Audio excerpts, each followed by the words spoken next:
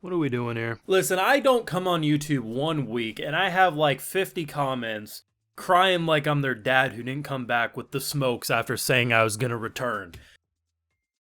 And I kind of get it, to be honest, because no one's talking about this show. It's like I'm carrying the anime community on my back for this damn series, and no one believes me. If it wasn't for Kowloon Generic Romance, I would argue this is the biggest plot twist I've seen this year. No joke.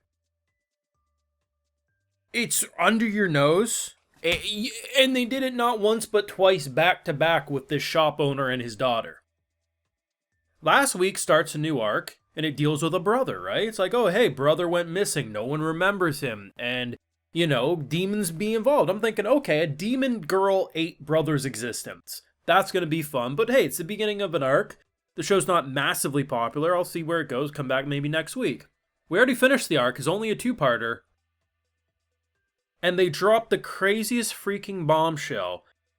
And the thing about this is I think a lot of people thought it was going to be very episodic, like Case of the Week, Hunting Demons.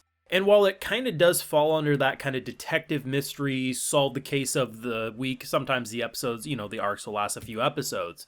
But it's all linked together and we don't just randomly say, here's constantly new characters. They continue to tie back to all these things, and people are sleeping on one of the most satisfying Demon Hunter stories I think that has ever existed, and we're only 6 episodes into this. The reveal that the brother, it's so emotional, it's so touching.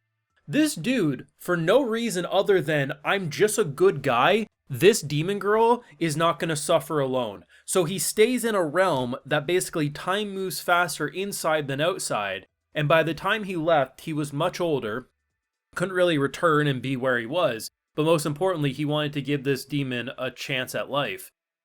I.e., shop owner and daughter here. Do I think he should still tell his brother he's alive? Absolutely, because this man be missing his brother. But I get the idea of like passing the torch and just... Everyone and their mother thought this man was going to turn out to be the killer in the previous arc that was killing women. Turns out not only was he just a nice shop owner, he's the biggest G known to man. And 50 people might give a shit. I got full live reactions over on Patreon. You want to see me break in real time to this insane plot twist over there exclusively. I was ready to be satisfied. Because as soon as they revealed time moves faster in here, I thought, oh shit, he's dead, right? Because clearly he spent his days here.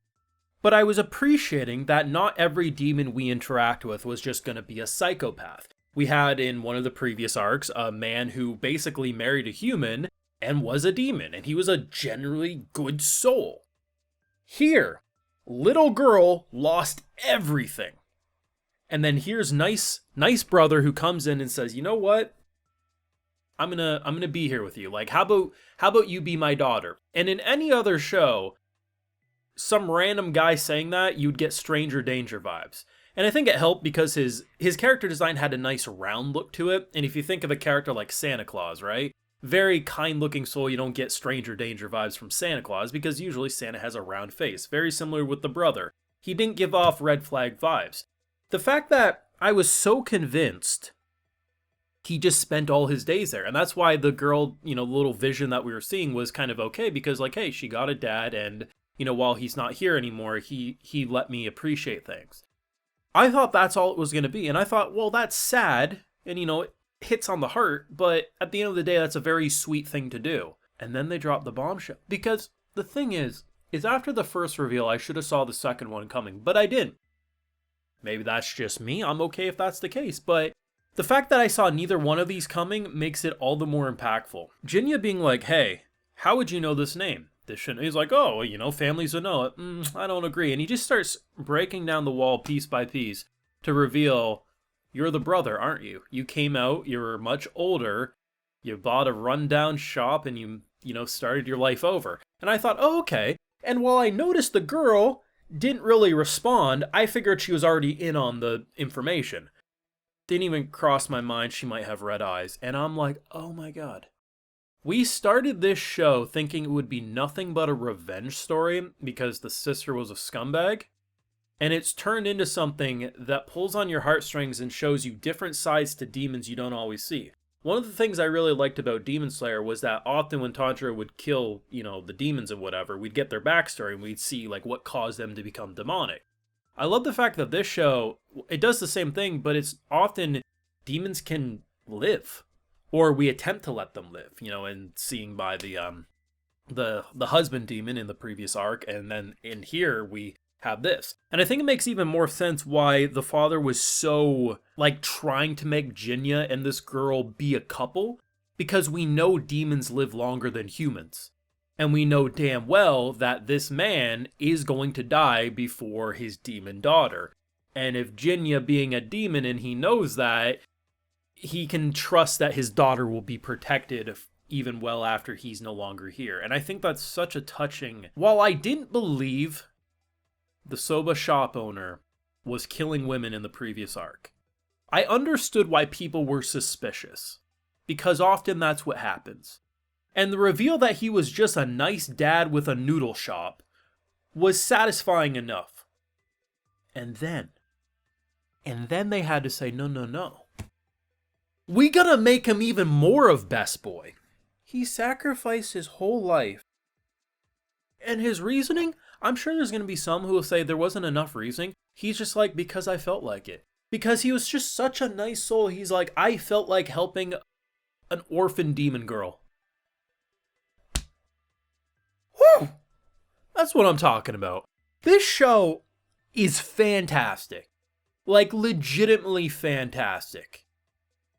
And I've been saying it since the first episode dropped, that this is one of the top picks to watch this season. And while certain episodes have been a little slower, a little more simple, i.e. last week, still good episode, but, it's like, okay, you're just starting art. Not everything's gonna be a 10 out of 10 banger, but then they say, oh boy, but everything is a 10 out of 10 banger once you see the ending to every arc. This is why I watch anime, because stories like these will come out and they just blow me the hell away. And I get a lot of predictions right on this channel, but I did not get anything close to this happening. I thought a demon ate her brother out of existence. I didn't think shop owner was going to be this much of a G. You let me know your thoughts down below on this arc. Hands down, best arc if you ask me. Thoughts? Leave a like if you enjoyed, subscribe if you're new around here, of course ring that bell, and like I mentioned, we got those full live reactions over on my Patreon, and hey, while you're over there, I'll give you a video shout out. Alright, so today we have Angela, Phantom, Sebastian Emil Mueller, Jackie Hisu, Dapper Dad, Pacifist Gunslinger, Corfish, Kalad Joko, Mansa Donapudu, and we also have Mike Joe. So I appreciate the support, everyone. Please take care, and y'all have a good one.